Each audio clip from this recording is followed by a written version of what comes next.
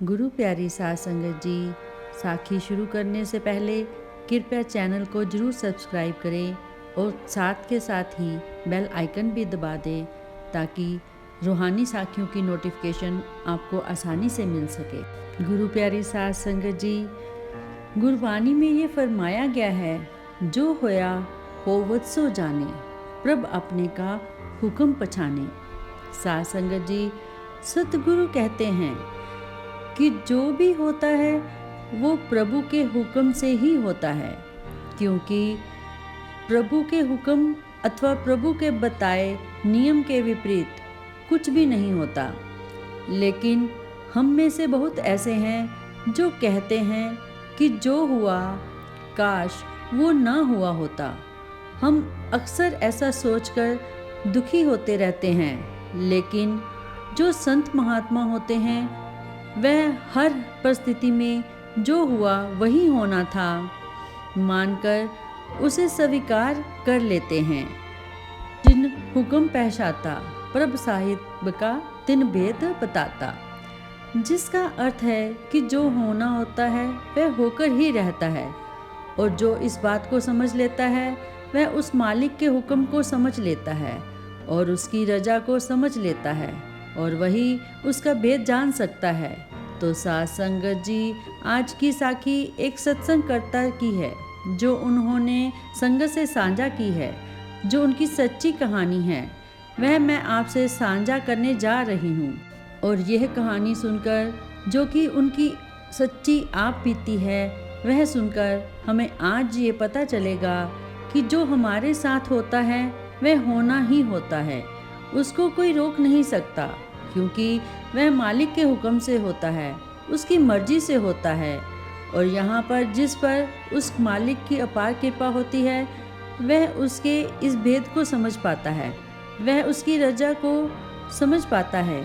और वही कुछ ऐसे सत्संगी भी हैं जो मालिक की मर्जी को नहीं समझ पाते, मालिक के हुक्म को नहीं समझ पाते और कहने लगते हैं कि हमारे साथ जो हुआ अच्छा नहीं हुआ, हमारे साथ ये नहीं होना चाहिए था, हमारे साथ बहुत बुरा हुआ, ऐसा नहीं होना चाहिए था।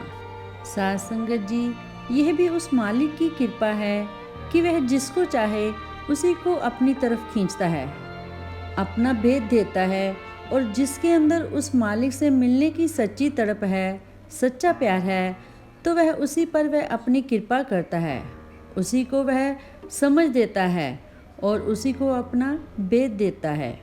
तो ऐसा ही एक वाक्य एक सत्संगी के साथ हुआ जो अक्सर संगत को मालिक की तरफ जोड़ते थे, उन्हें मालिक से जुड़ी हुई साखियाँ सुनाते और उसकी रजा में रहने के लिए कहते, उसके हुक्म में रहने के लिए कहते। और वह अक्सर फरमाते थे कि जो उसका हुक्म होता है केवल वही होता है, जो उसकी मर्जी होती है वैसा ही होता है, और जो हमारे साथ होना होता है वह होकर ही रहता है, उसमें हम कुछ नहीं कर सकते।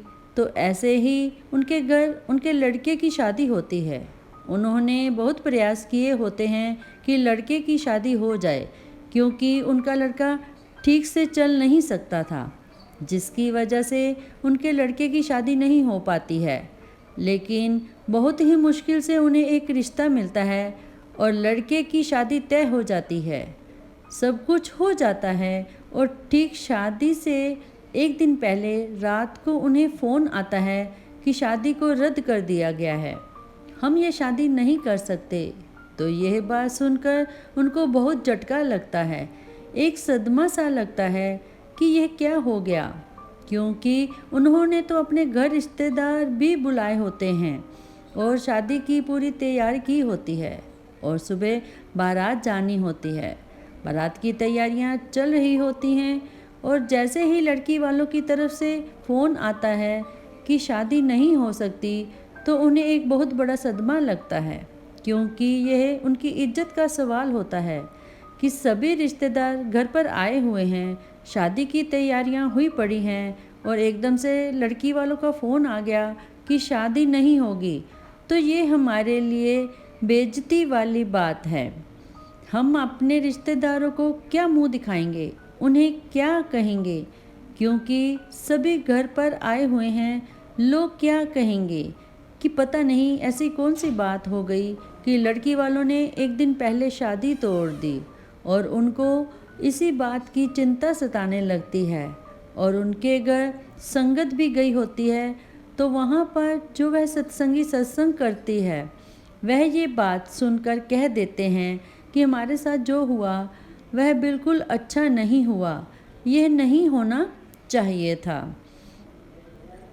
तो वहाँ पर जो मौजूद संगत होती है, वह उनकी इस बात को गौर से सुनती है कि यह क्या कह रहे हैं, ऐसी कौन सी बात हो गई जो ऐसा कह रहे हैं। तो वह सभी को बता देते हैं कि हमारे लड़के की शादी रद्द कर दी गई है, लड़की वालों ने शादी करने से मना कर दिया। तो वहाँ पर सभी अपने अपने घर चले जाते हैं, लेकिन वहाँ पर कुछ ऐसे सत्संगी होते हैं जिनको उनकी ये बात समझ में नहीं आती, और वह दुविधा में पड़ जाते हैं कि यह ऐसा क्यों बोल रहे हैं कि हमारे साथ जो भी हुआ अच्छा नहीं हुआ, ऐसा नहीं होना चाहिए था। जबकि यह खुद सत्संग करता है और हमें मालिक का हुक्म मानने के लिए कहते हैं, उसके हुक्म में रहने के लिए कहते हैं। और इन्होंने तो बहुत बार सत्संग में फरमाया है कि जो भी होता है उसकी मर्जी से होता है, उसकी रजा में होता है, तो हमें उस पर उंगली नहीं उठानी चाहिए। तो अब ये खुद ही ऐसा कर रहे हैं, तो वह दुविधा में पड़ जाते हैं कि यह क्या है। तो उनके मन में दुविधा बहुत बढ़ जाती है। तो उसके कुछ दिनों बाद जब वह गुरु घर जाते हैं, तो संगत इस दुविधा को दूर करने के लिए उनके पास जाती है और उनसे सवाल करती है कि आप तो हमें अक्सर समझाते हैं, आप तो अक्सर सत्संग में हमें समझाते हैं कि जो भी होता है उस मालिक के हुक्म से होता है, उसकी मर्जी से होता है, जो भी होना होता है वह होकर रहता है। तो अब आपने यह बात क्यों कही कि हमारे साथ जो भी हुआ अच्छा नहीं हुआ, ऐसा नहीं होना चाहिए था। तो हमें इस बात को लेकर दुविधा हो गई है, क्योंकि दोनों बातें बिल्कुल अलग है। तो अब आप हमें बताइए कि आपकी कौन सी बात सही है और कौन सी गलत है, क्योंकि हमें बड़ी दुविधा हो गई है। क्योंकि उस समय आपने कुछ और कहा था, तो अब आप कुछ और कह रहे हैं। तो उनकी इस बात को सुनकर वह भी घबरा जाते हैं कि यह मुझसे क्या बोल हो गया, और अंदर ही अंदर वह भी दुविधा में पड़ जाते हैं। वह सहम जाते हैं कि इस प्रश्न का जवाब तो मेरे पास भी नहीं है, और वह अपने आप को बहुत असहाय पाते हैं कि अब मैं क्या करूं। संगत मुझसे सवाल पूछ रही है कि कौन सी बात सही है, तो मुझे तो जवाब देना पड़ेगा।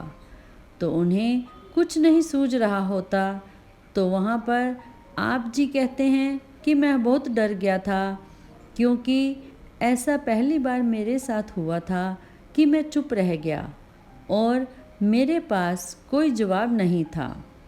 तो उस समय मैंने सतगुरु के आगे यह अरदास की, मालिक के आगे यह अरदास की कि हे सच्चे पातशाह, संगत के सामने मेरी लाज रख ले। और आप जी कहते हैं कि मैंने यही अरदास उसके आगे की। जैसे तू अपने भक्तों और प्यारों का मार्गदर्शन करता है, उनकी संभाल करता है, वैसे ही मेरे पर भी वह कृपा कर दे, और मेरे मालिक मुझे इस सवाल का जवाब दे और मेरा मार्गदर्शन कर दे। आप जी कहते हैं कि मैंने आंखें बंद कर उस मालिक के आगे बस यही अरदास की, और आप जी ने यह कहा कि अरदास की इतनी गहराई है जितनी किसी और चीज़ में नहीं है। उसके बाद आप जी कहते हैं कि मेरी वह अरदास कबूल हुई और मुझे उसका उत्तर मिल गया। मेरे मालिक ने मेरा मार्गदर्शन किया। तब मैंने वहाँ पर जवाब दिया कि मैंने जो पहले कहा था वह भी ठीक है, और जो दूसरी बार कहा वह भी ठीक है। तो मेरी इस बात को सुनकर संगत की दुविधा अभी भी दूर नहीं हुई थी। तो मैंने उन्हें अच्छे से समझाने की कोशिश की कि होता तो उसके हुक्म से ही है। जो भी होता है उसकी रजा में होता है, उसकी मर्जी से होता है। तो मेरे लड़के की शादी भी उसके हुक्म से तय हुई थी, उसकी मर्जी से तय हुई थी और उसकी ही मर्जी से टूट गई।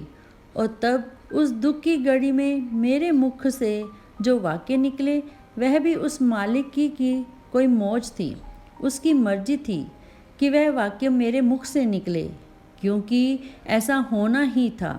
वह शादी टूटनी ही थी और मेरे मुख से वह शब्द निकलने भी थे। जो मेरे अंदर उस समय दुख था वह ऐसे शब्दों के जरिए प्रकट होना था। यह उसका हुक्म था।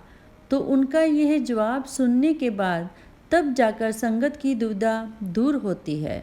और उनमें से कुछ अभ्यासी ऐसे थे जो कि सोच रहे थे कि अब तो इनके पास कोई उत्तर नहीं होगा, लेकिन मालिक की ऐसी कृपा होती है कि मुझे उत्तर मिल जाता है, क्योंकि मालिक अपने भक्तों और प्यारों की लाज रख लेता है, जो उसके नाम का प्रचार करते हैं, जो हर पल उसकी ही बातें करते हैं, जो हर समय उसकी याद में डूबे रहते हैं। तो अपने ऐसे भक्तों और प्यारों की मालिक लाज रख लेता है, उनकी संभाल करता है। तो साथ संगत जी, जैसे कि इस कहानी में जो हुआ, कैसे मालिक ने उनकी लाज संगत के सामने रखी। साथ संगत जी, कई बार हम भी अपने आप को बहुत बुद्धिमान मानते हैं, लेकिन जब कुछ ऐसी बातें हमारे सामने आ जाती हैं, जब हम दुविधा में पड़ जाते हैं और हमें कुछ नहीं पता चल रहा होता, तो उस समय केवल मालिक ही होता है जो हमें उस परिस्थिति से जूझने की ताकत देता है।